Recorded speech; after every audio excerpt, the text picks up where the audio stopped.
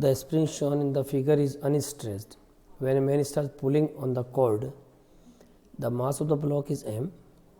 If the man exerts a constant force F, find A part, the amplitude and time period of motion of the block. देखो, सबसे पहली बात तो amplitude का मतलब maximum oscillation, ये इनिशियल पोजीशन है, यहाँ वेलोसिटी 0 है, तो आप इसको क्या बोलोगे, एक्सट्रीम पोजीशन। ये बात समझ में आ गई, क्योंकि एक्सट्रीम पोजीशन पे वेलोसिटी 0 होती है बट एफ इज नॉट 0। अब आप फोर्स लगाते रहो लगाते रहो लगाते रहो लगाते रहो लगाते रहो, ये ब्लॉक यहाँ से खिसक के सपोज यहाँ आ गया और स्प्रिंग ने ये डिस्टेंस ट्रेवल करी, तुम इसको एक्स बोलते हो, और यहाँ जाके तुम्हारा एफ नेट 0 हो जाता है। एफ नेट 0 का मतलब इधर का फोर्स तो एफ ही था, इधर एक नया फोर्स डेवलप हो गया के एक्स, तो आप क्या बोलोगे, एफ इक्वल टू के x.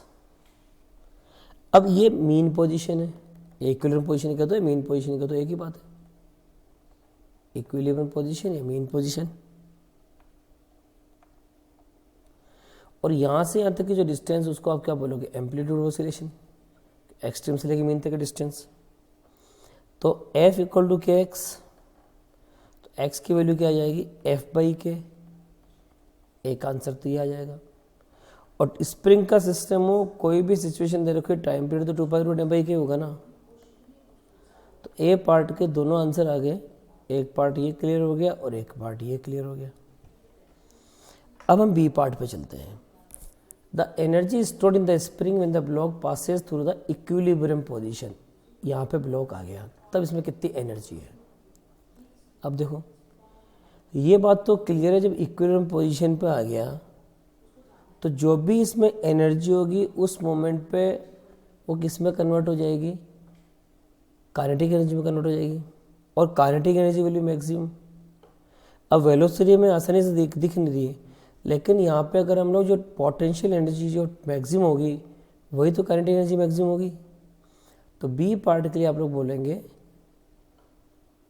Energy stored in the spring when the block passes is given by U max, because U max is K max and that is given by half K X square, half. अब देखो, के की value put करनी है, के तो के ही रहेगा, एक्स की वैल्यू यहाँ से पुट करोगे एफ बाई के, तो क्या हो जाएगा, f square by k square. You will solve it, it is f square upon 2k। ये आपका कौन सा आंसर हो गया, b part. Now come to the c part.